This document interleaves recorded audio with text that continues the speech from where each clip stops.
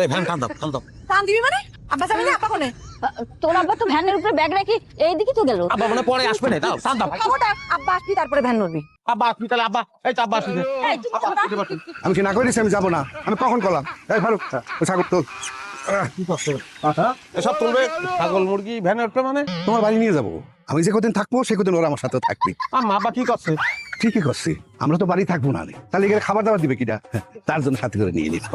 আম্মা আপনি কি কিছুই করবেন না? এই তোমার কি মাথা খারাপ হয়েছে? হ্যাঁ?